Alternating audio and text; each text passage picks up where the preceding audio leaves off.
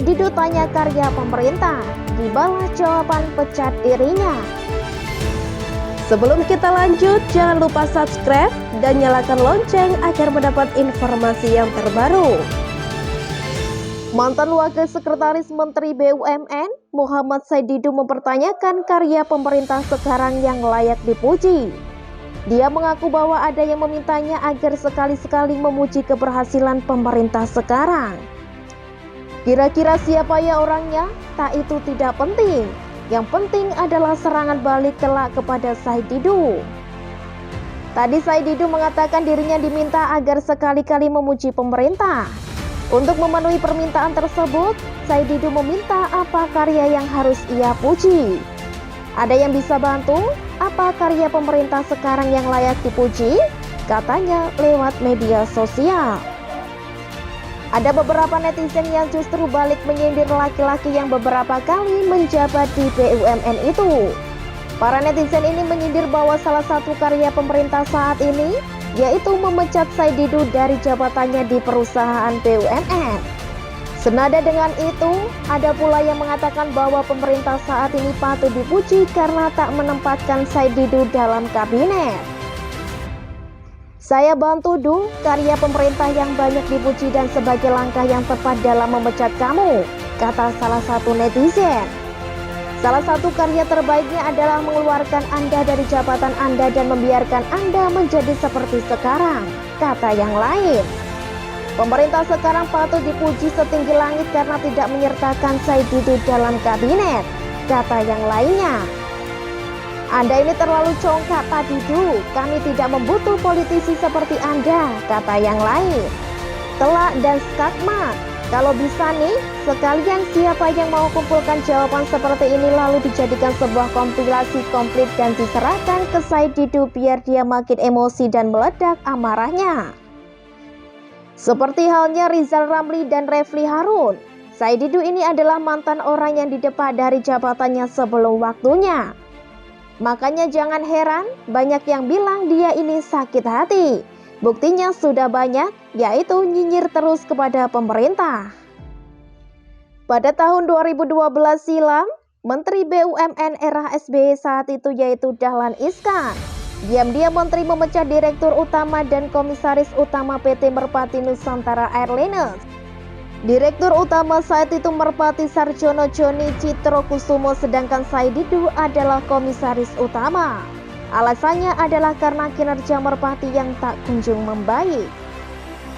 6 tahun kemudian, yaitu tahun 2018, Didu kembali dicopot dari jabatannya sebagai Komisaris PT Bukit Asam Tbk. Menteri BUMN era Jokowi saat itu Rini Sumarno menjelaskan soal pencopotan Didu.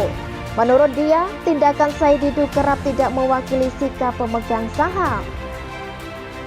Jadi banyak dalam bicara dalam langkah Pak Didu enggak mewakili pemegang saham, kata Rini. Padahal menurut dia, komisaris berfungsi menjaga dan mengawasi direksi untuk menjalankan kepentingan pemegang saham. Oleh karena itu, semestinya komisaris mesti memiliki pemikiran yang sejalan dengan pemegang saham.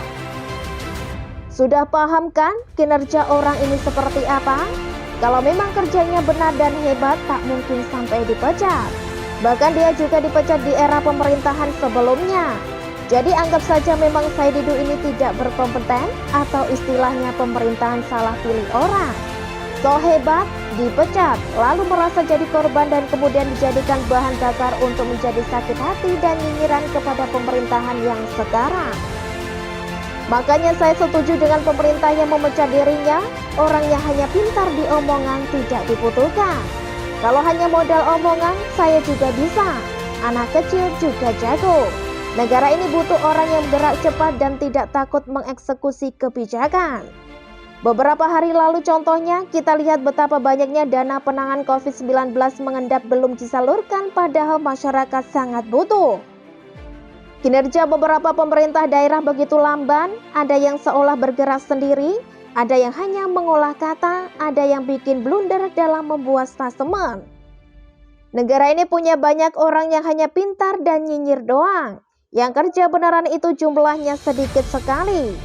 Pemerintah patut diberi 2 jempol karena tidak menyertakan orang-orang kayak Said Didu dan lainnya.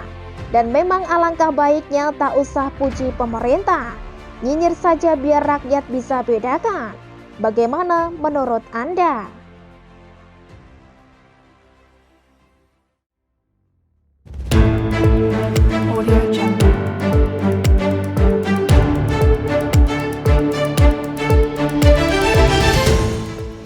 Panas, elit kadrun Amin Rais dan Rizik berseteru, Partai Umat terancam guram. Sebelum kita lanjut, jangan lupa subscribe dan nyalakan lonceng agar mendapat informasi yang terbaru.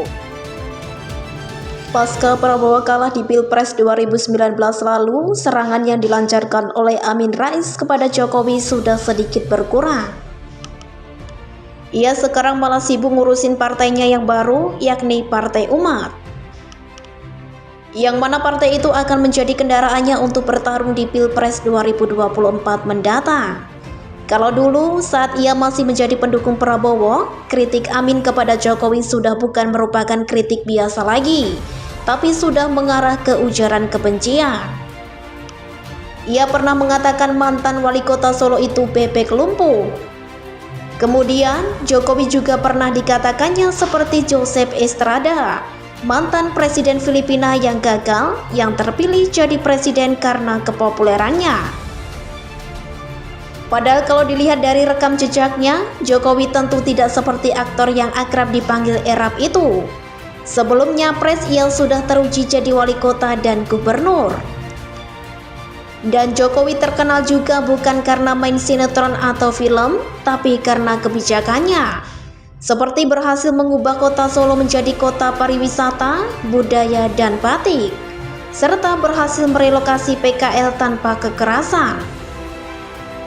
Termasuk juga program Kartu Indonesia Sehat atau KIS, Kartu Indonesia Pintar atau KIP, dan Kartu Keluarga Sejahtera atau KKS yang saat ini begitu populer di masyarakat. Itu merupakan program Jokowi saat masih menjadi gubernur DKI dulu. Artinya, ia memang sudah teruji dalam memimpin dan menjalankan roda pemerintah. Di samping itu, tentu masih banyak lagi yang ia lakukan yang secara tidak langsung membantah pernyataan Amin Rais tersebut. Termasuk juga serangan Wan Amin yang paling ngeri-ngeri sedap. Ia pernah mengatakan parpol pengusung Jokowi adalah parpol setan. Padahal di sana ada parpol Islam seperti PKB, PPP, dan PBB. Begitupun PAN pernah kok mendukung Jokowi atau berkoalisi dengan pemerintah meskipun hanya sementara. Pertanyaannya, apakah PAN juga partai setan? Kalau juga partai setan berarti Amin Rais adalah mbahnya setan dong, karena dia yang turut mendirikan partai itu. Nah, kalau sekarang Amin lagi sibuk dengan partai umatnya, seperti apa perkembangan partai itu? Menurut hemat penulis sih biasa-biasa saja, bahkan bisa dibilang stagnan. Karena di tempat penulis sendiri saja, partai ini lagi nyari ketua DPD kabupaten, dan sampai sekarang belum ketemu. Itu artinya apa? Peminatnya nyaris tidak ada. Jadi ketua DPD saja orang gak mau. Bagaimana mau punya banyak pemilih? Sebenarnya partai ini mau mengais ceruk suara kelompok 212 yang konon katanya berjumlah 7 juta jiwa itu. Seperti yang disampaikan oleh loyalis Amin Rais, Agung Musin, bahwa logo Partai Umat senapas dengan semangat perjuangan Rizik.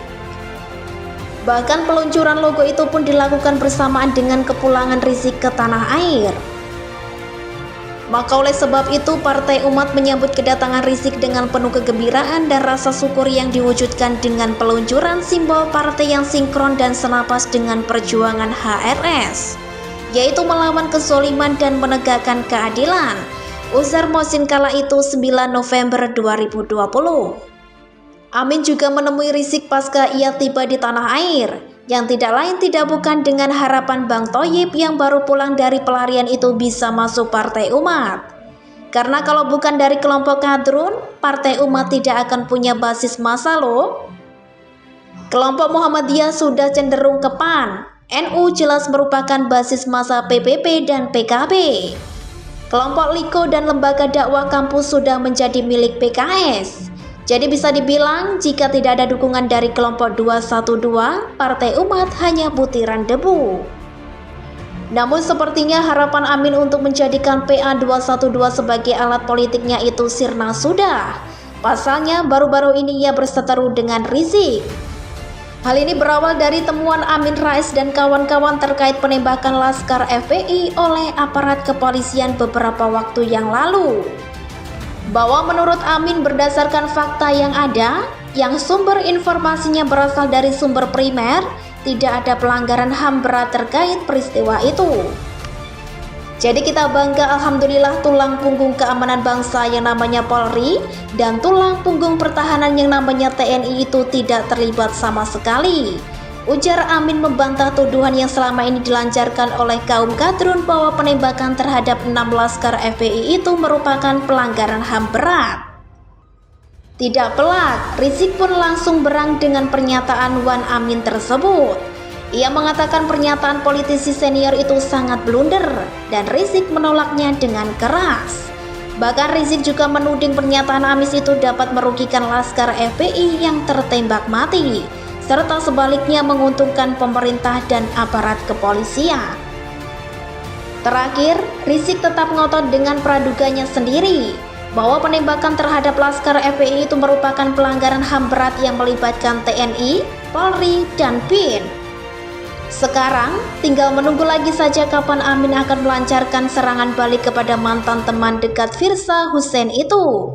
Dan bisa saja nanti dia juga mengatakan Rizik adalah bebek lumpuh karena memang saat ini lagi lumpuh di dalam penjara. Dengan demikian, perseteruan antar elit kadrun ini tentunya akan semakin seru ke depannya untuk ditonton.